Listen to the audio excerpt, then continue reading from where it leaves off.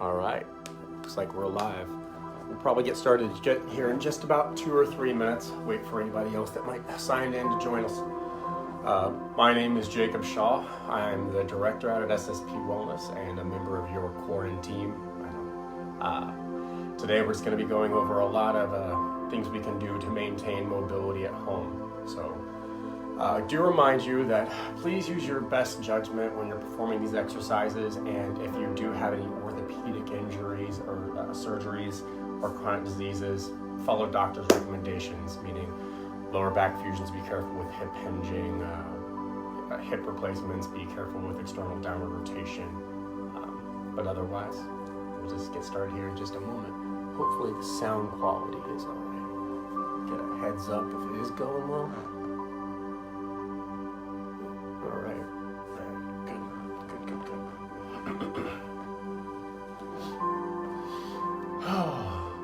So this is a routine that I do almost every morning. And if I don't get it in the morning, I normally do it in the evening before bed. So I'm gonna have to take some extra time to explain how to get the best benefit from each of these stretches. So just bear with me. We will be trying to hold most of these stretches for approximately 30 seconds. Really, that's kind of the bare minimum when trying to improve mobility or gain flexibility. Let's see here. Oh, thanks for joining. We'll give it another 2 minutes.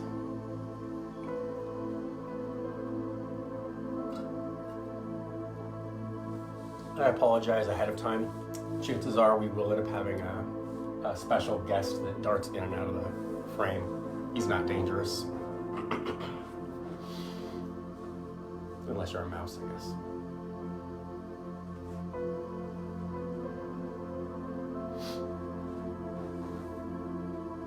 Hey Cindy, thanks for joining. We're getting started here in just about 2 minutes. Just waiting for a few more people to get on. What are you doing? Yeah, you. I promise I'm not talking to myself. Okay, so how we're gonna perform today's exercises, we're gonna start with some simple mobility, waking some of those stiffer joints up, and then we're gonna start high and working from the head down all the way. So that's why it's labeled head to toe stretching. We'll go ahead and get started in 1 minute here. Hope you guys are having a good day. You guys are staying healthy in your homes. I know this quarantine can be arduous, but it's an opportunity to do some self-care as well. That's kind of what stretching is. It's a matter of self-care. Final thing I'll say before we get started, whenever I approach mobility or yoga or whatever you would like to call it, I like to think of it as a martial art that I'm doing against myself, against my own body. So there is a measure of difficulty. Stretches should be challenging, but not overly painful. So be cognizant of that and make sure that we are working towards making improvement and not just going through the motions. All right, I guess it's time to get started. So what we're gonna start with first, just some simple mobility exercises to wake up those joints. So the first one we're gonna do is just hand flares. And when I say a hand flare, all I mean is opening your hands up as wide as you can and trying to push your palms in front of your fingers. So we're gonna do 20 of those, just like this.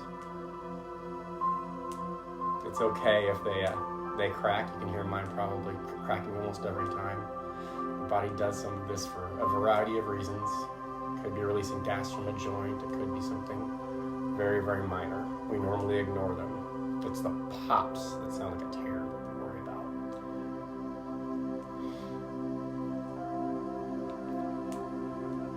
3, 2, 1, and good. And we're going to start with wrist rotations. We're going to roll them out 10 times like this. It's normal for them to sound a little bit like a sandy beach. It's 100% normal. Try and exaggerate that range of motion. I know it looks kind of silly. It looks even more silly if I pull my elbows in. Yeah, you're welcome for that. And then we're going to rotate them out. We're going to take our time through these today. Time under tension, making that connection, getting that awareness of the muscles that we're trying to work.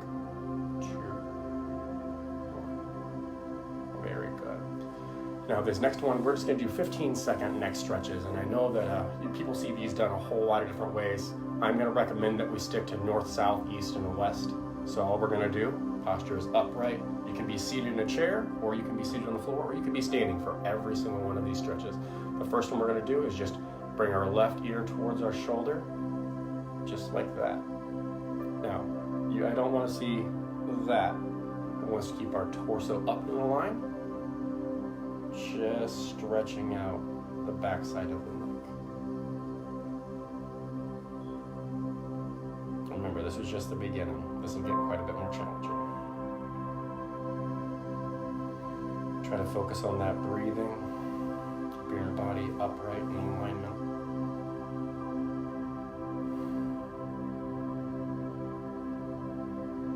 Very good. We're going to go to the other side now. No leaning over like this. We're just, body is still completely up.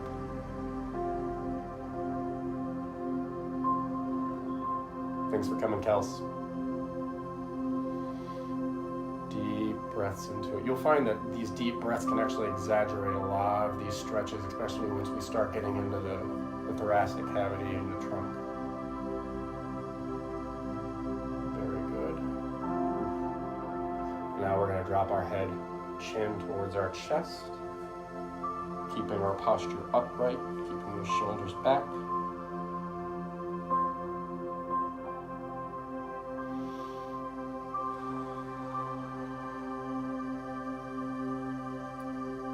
Stretching out all the muscles holding up that cervical vertebrae.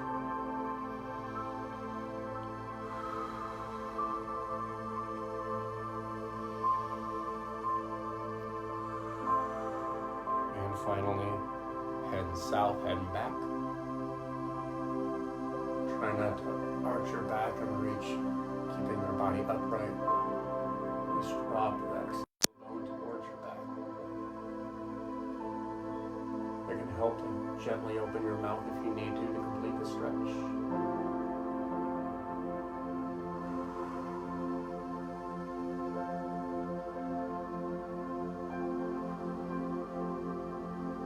Big deep breaths. Very good. I already start to feel that a little bit. All right, this next one is going to be just single shoulder joint rotations.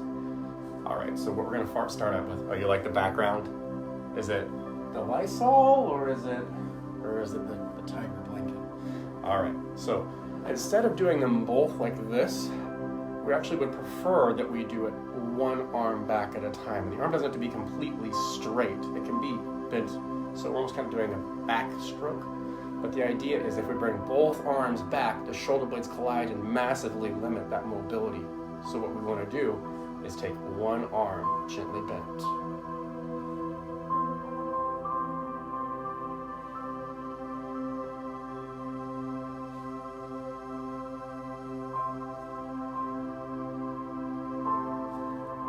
Six. Keep that torso up. Remember to breathe. You can see that mobility difference by doing them with one arm. And we're going to go to the other side. Really exaggerate these ranges. We're waking these joints up.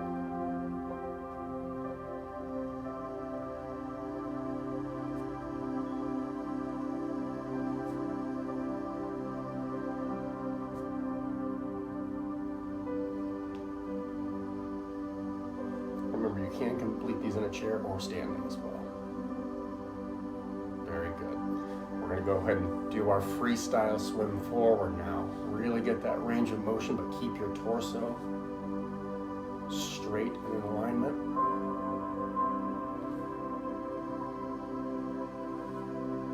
Six, seven. Listen, the shoulders are notorious for clicking. 9 and 10. And the other side. Feel the core temperature already warming up a little bit.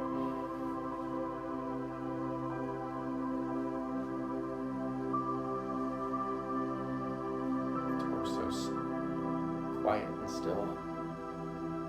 Good. I'm gonna check in with you guys here real quick. All right, oh yeah, cool.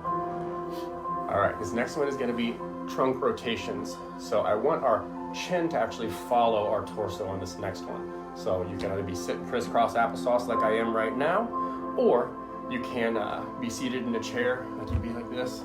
But the idea is to just have your hands almost like a diamond, and then reach over, touch that hip side, and then bring it to the other. That is one rotation. Let the chin follow the torso. 2, 3.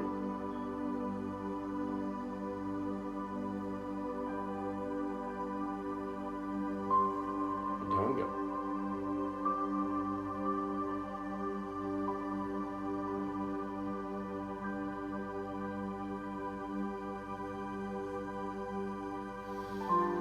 Don't forget to breathe. Let's do one more for good measure. Very good. Starting to feel a little more limber already. All right. Now the hip figure 8. I really recommend this to be done standing or seated and not crisscross applesauce on the floor. So what those are going to look like. The seated version first, since we're right here. Excuse me, Lysol. Is going to be sitting on the edge of your chair. You'll simply just draw a small figure 8 in the air. That's 3, 4, and 5. I'll show you what that standing looks like. I honestly feel like I get the best benefit out of that as possible standing. It's 1, 2, 3, 4, and 5. Do it on the other side. 1, 2,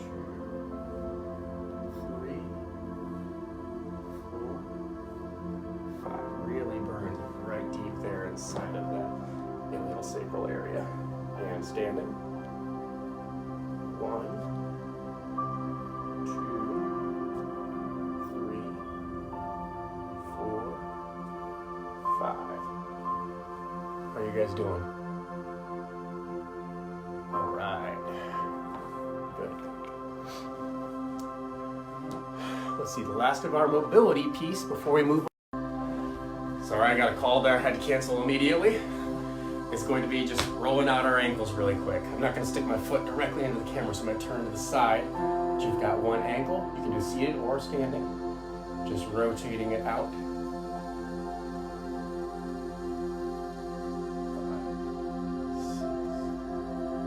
6. You'll find that sometimes one side of your body is just a little smarter than the other. This foot might make weird boxes, and the other one might be nice and fluid circles.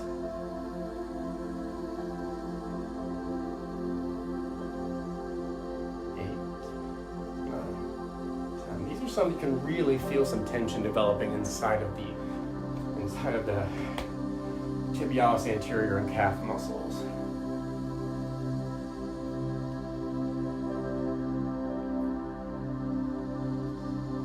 7, 8, 9, and 10. And then the other way.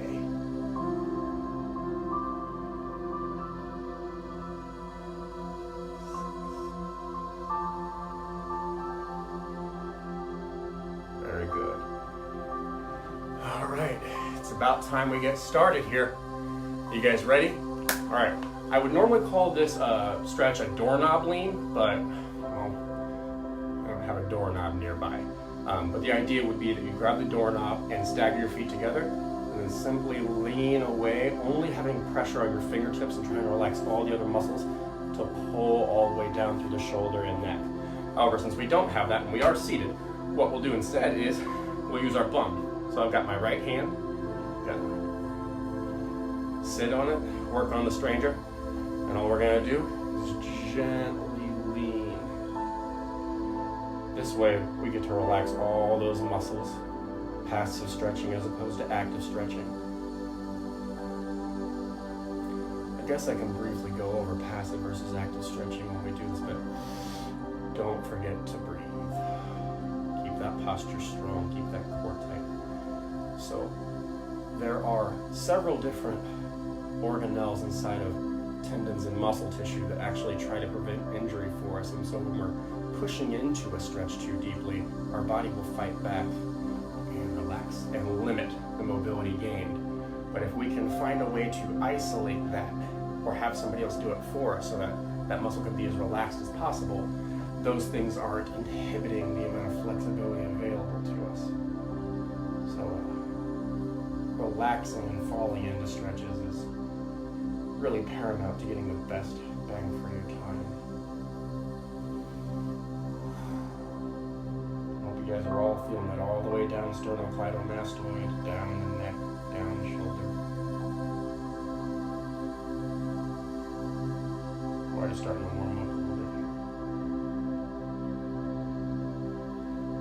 Remember, we're working on 30 seconds on each stretch. Good, and release. Hi Diana, thanks for joining.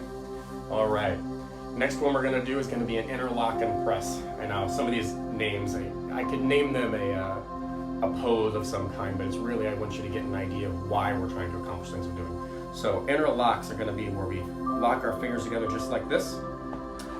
And the press is gonna be where we drive your hands as far away from your body as you can, make concaving the back and dropping the chin down, really trying to stretch out those rhomboids, those muscles in between your shoulder blades. So if anybody has been sick and they're on recovery, chances are these rhomboids and intercostal muscles are very tight, and this could feel very, very tight, but very, very gratifying. Keep breathing. Keep your abs strong. Really give these everything you've got.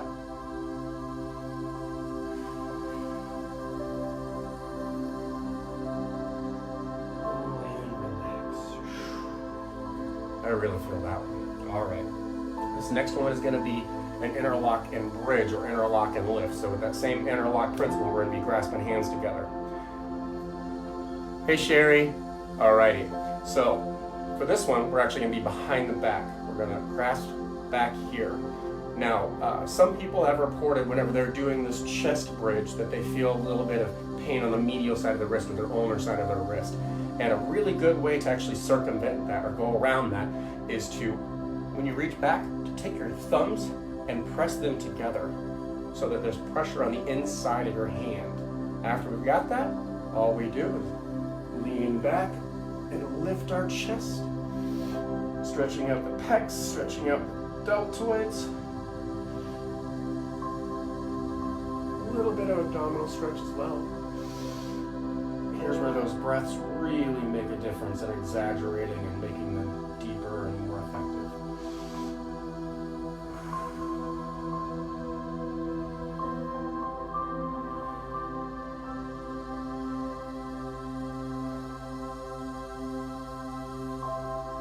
Keep this up, it's going to feel like hot yoga.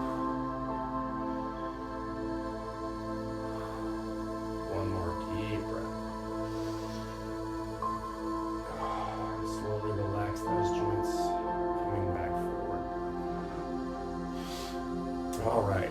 I think the next movement I wanted to go into after the interlock and press was a shoulder Digit&Wrist Extension. Alrighty, so this one you're going to have to pay a little bit of close attention because there's a lot going on. So for this next stretch, we've got our hands open, got our fingers clasped together. We're going to interlock them. All right, and whichever palm is facing your body is going to be the one that we slowly bend back like this. So once you slowly bend that back, find a comfortable place for your thumb, and we're going to slowly extend that palm away from us. We're going to try and get as close to a fully extended arm as possible. Being mindful of where that thumb is pressing on the back of that hand can be very uncomfortable. If you can't extend all the way, that's absolutely fine. We're all built differently. We've all done different trades.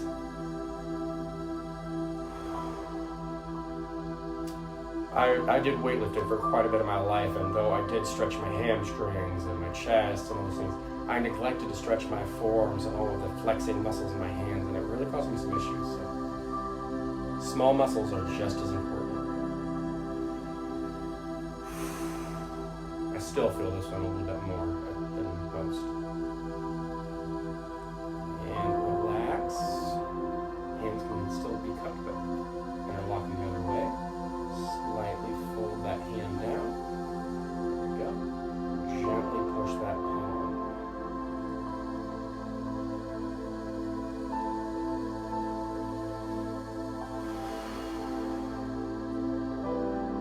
Maintaining healthy posture and breathing still.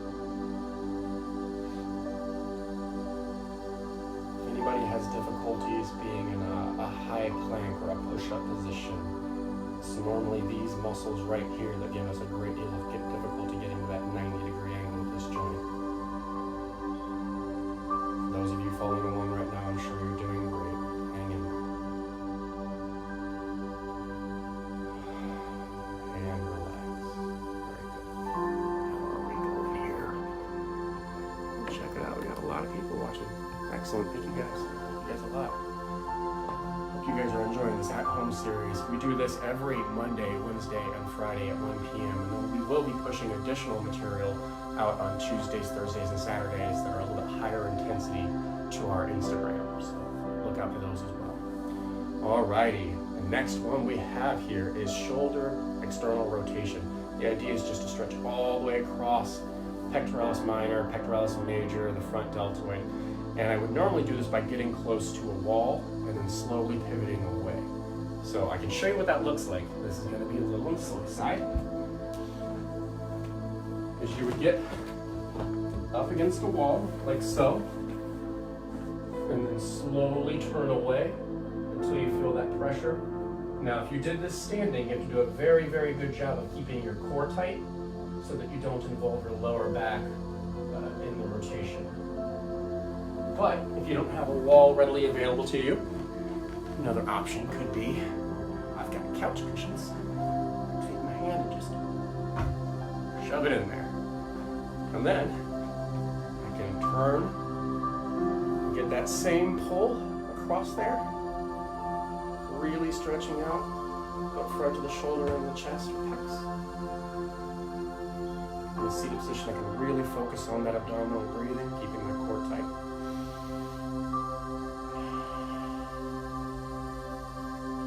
A lot of these shoulder stretches are paramount for maintaining shoulder health.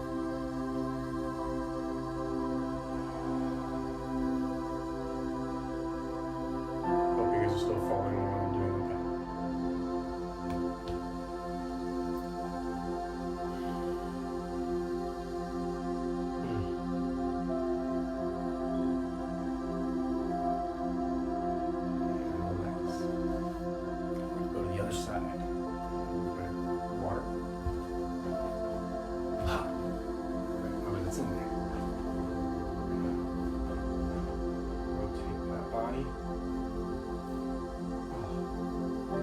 Now, it's completely normal if you don't have the exaggerated range of motion that I do. I've been doing these stretches for quite some time, and we're all built differently. Muscles originate somewhere and then attach somewhere, and they're all off by a certain amount. You should see how weird my calves are. That would be an example of that. Core still tight, still breathing. Big belly press.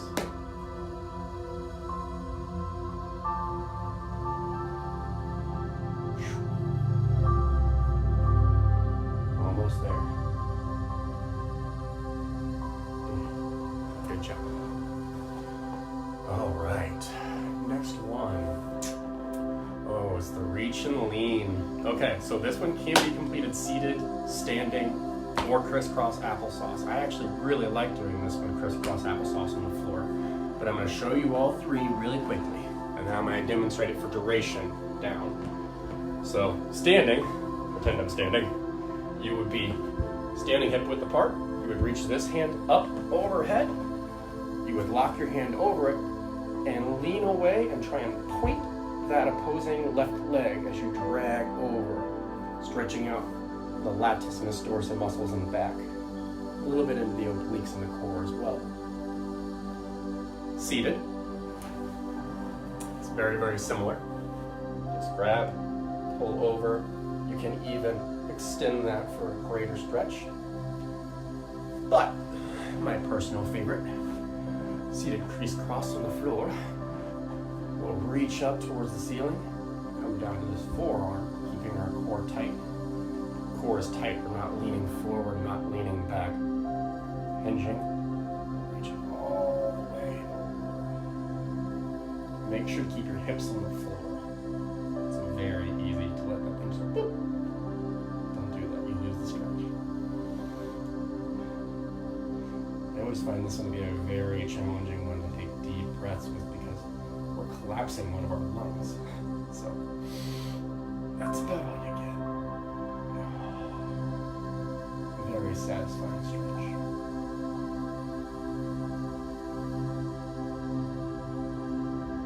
Just a couple more deep breaths.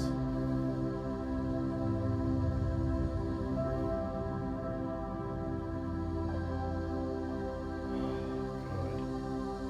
Immediate release whenever you come out of that stretch. And here we go again. Torso's up.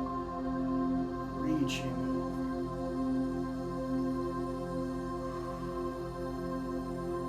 Trying to maintain a smile for you guys, but definitely feeling it.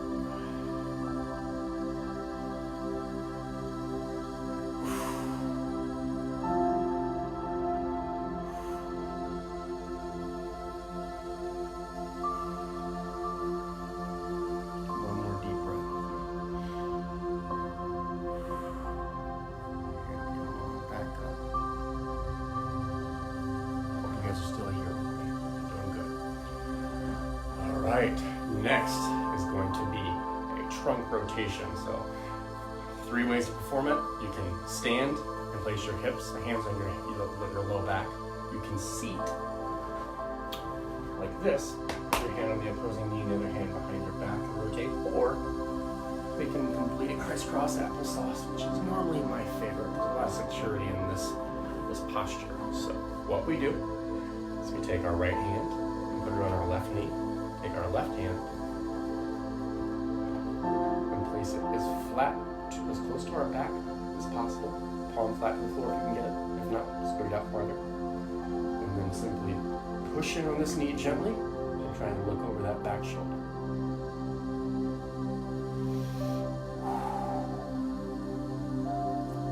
These twisted stretches are also very, very challenging to maintain your breathing on, but it's paramount that you do.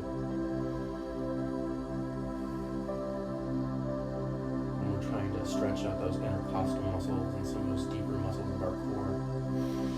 The diaphragm is directly involved in those, so without the breathing, much of the progress is lost.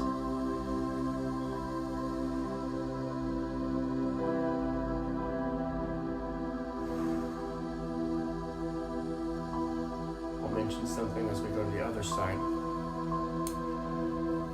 When we do these stretches, take our left hand and put it on our right knee and our right hand behind our back. It's very, very common for the head to want to do the confused puppy dog. We really want to try and keep our chin flush and level with the floor, and I'll show you what I mean. As I turn my head backwards, it wants to cock over, but really, you get the best benefit by keeping that chin level with the floor.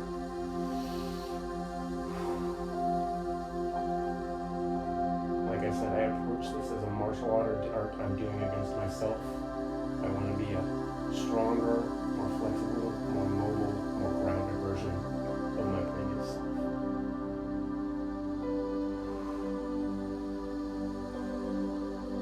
And that requires discipline. 2 more deep breaths. Breathe as deep as you can.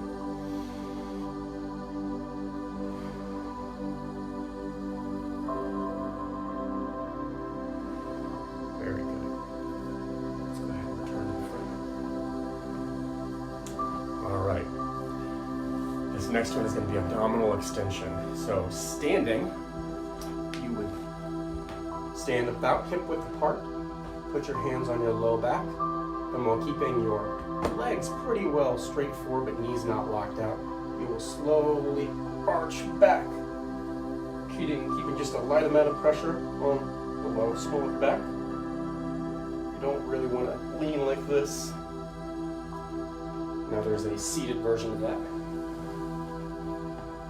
The seated version of that, you simply put your hands on the small of your back, and you lift your chest again, and try and arch back. It's a much, much easier way to perform. You can exaggerate that by leaning forward gently, trying to extend that abdominal wall.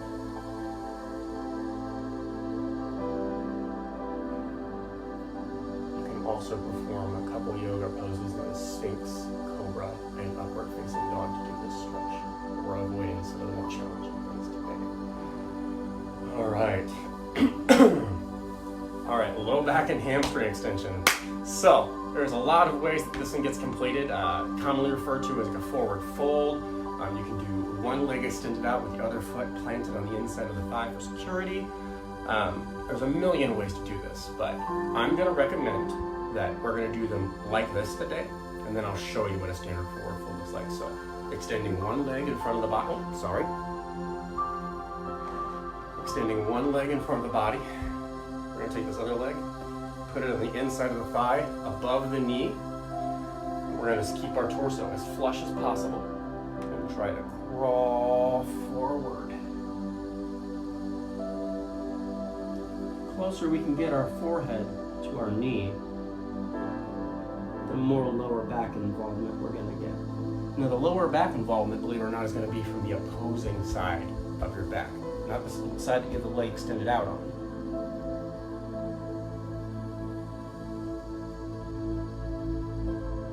It's okay if you don't make it this far to start. Still breathing.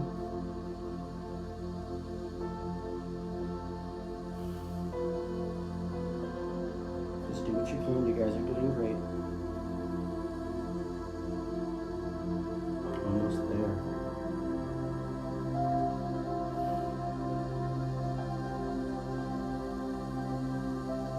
And relax. Coming back. Sometimes you'll feel that stretch reach all the way down into the arch of your foot. The entire posterior chain is connected there, so if one link is too tight, the other ones are going to feel it. Place that foot there again.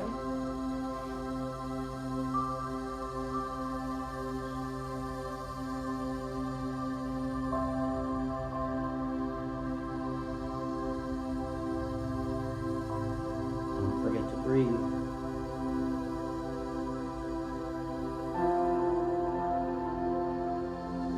Any of you that are doing this with me right now, I challenge you to take the deepest breath possible and see if you don't feel that stretch exaggerate.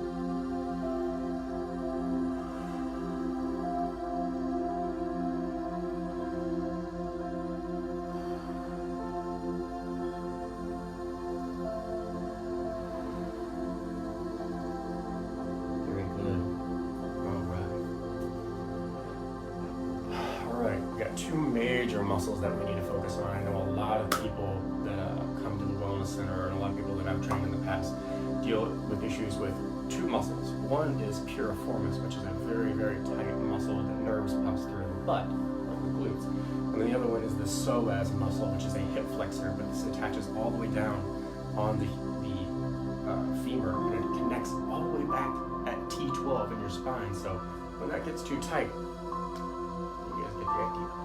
So first we're going to start with figure 4. I'm going to show you the seated version first. Seated version of figure 4. With your posture very up and proud, you'll simply try your best to get one ankle on top of your knee. And the safest way to do that, by the way, is to go ahead and let your posture down, slowly inch your leg up, and then bring your posture up to improve that stretch. Once you've lifted your chest and your shoulders are back, you can lean forward with that posture to increase pressure on piriformis. I don't want to see people putting pressure down on the leg. That is an unsecure amount of pressure. It'll cause more injuries and lots of tugging. It causes the muscles to want to contract. You really want it to be a consistent amount of force. Here we go.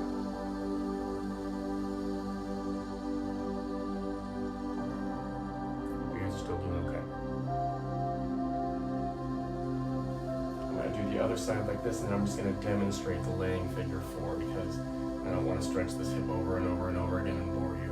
But the chest is up. Now I can gently lean forward to exaggerate that. No pressure on this knee.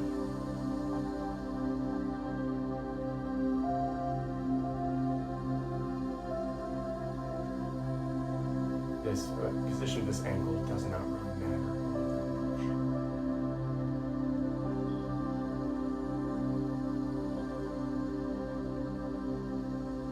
Very good. Just a quick demonstration of the laying figure 4 for you guys.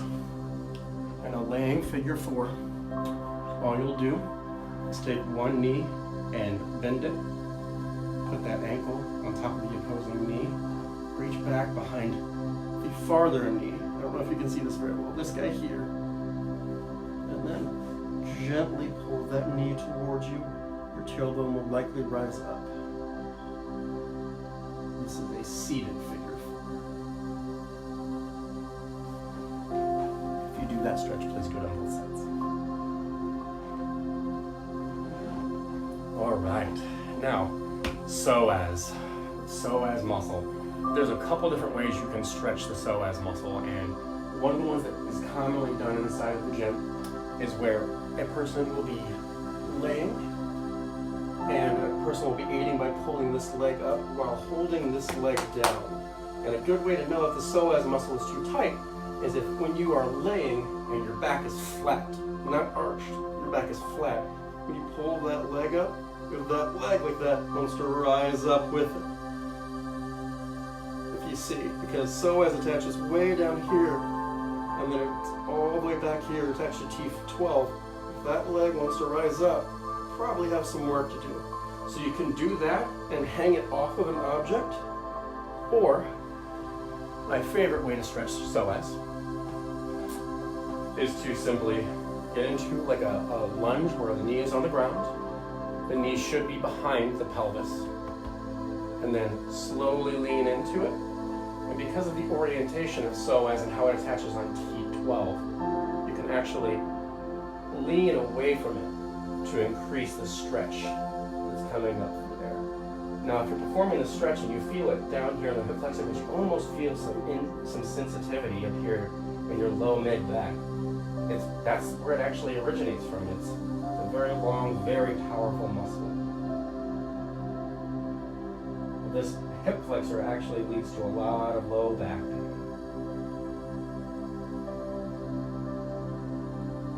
Whew. Deep breath, I know it's tough. Alright. We're going to go to the other side so you get a different view of it. Got that foot there. Got that knee behind the pelvis. Lean into it, keeping our chest up. And since my right leg is back now, lean to the left. Whew. The second you take that lean, you can really notice it. The psoas gets tight whenever we do a lot of leg lifting and a lot of sitting without a lot of stretching. Please check in and see if your psoas muscles are tight. If so, start to take care of them.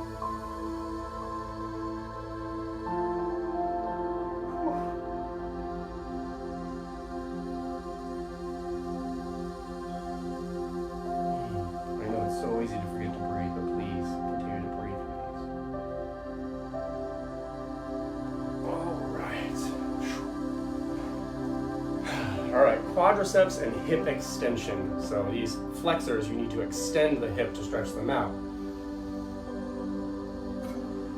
The two main stretches I like to teach for these.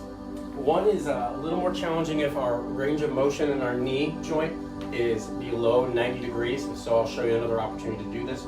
But one, I would normally have something to put our hands on, but you would simply reach back and grab that ankle. Don't let your knee track forward like this. The idea is to keep the knees at least flush with one another to get the stretch, or you can even exaggerate it by bringing that knee behind the other one, like so. And you get a decent stretch out here through the top of the quadriceps this way. But if you can't get your knee to a 90-degree angle, that could be very, very challenging. So let me show you another way.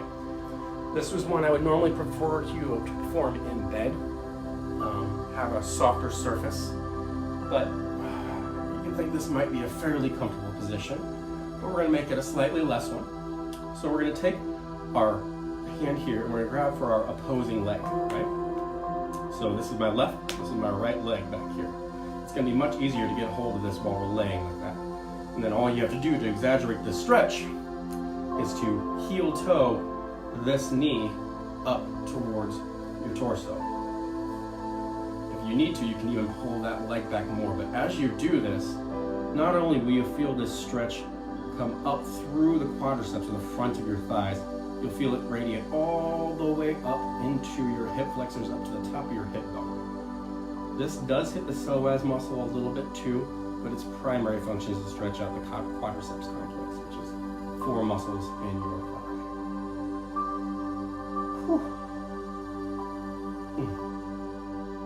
For having such a cute name, it's very uncomfortable. Keep breathing. This is called cat pulling tail.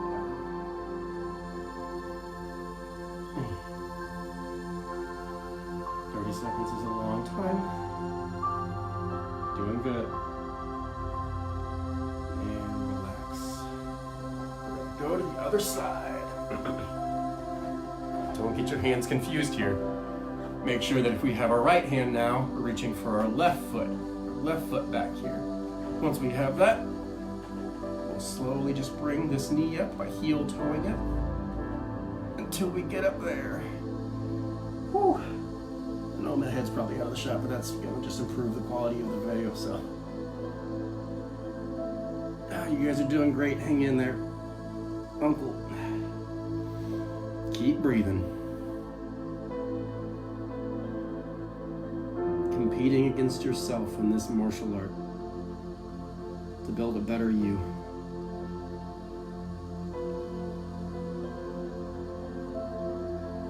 One more deep breath. Very good. Oh. Check in with everybody else real quickly. All right. Well, good news is we're only down to one more major stretch. Also, remember to hydrate. Last one is what we call a runner stretch. It's really a stretch just for the calf muscle, but you can do this against a wall. You can do this by putting your hands down on something, which is what I'm going to do today. That way I don't stick my butt in your face.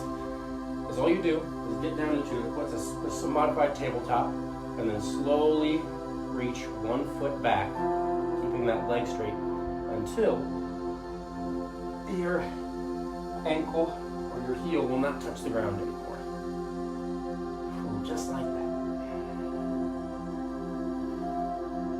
Letting gravity try and push on that is all you need. I don't recommend driving your heel down. It's an opportunity to tear something.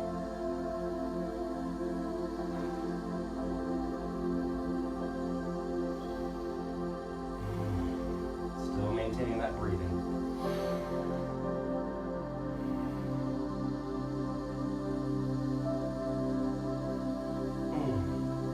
Bring that foot to meet the other. Reach the other foot back. Don't assume just because one foot got so far back that the other one can't.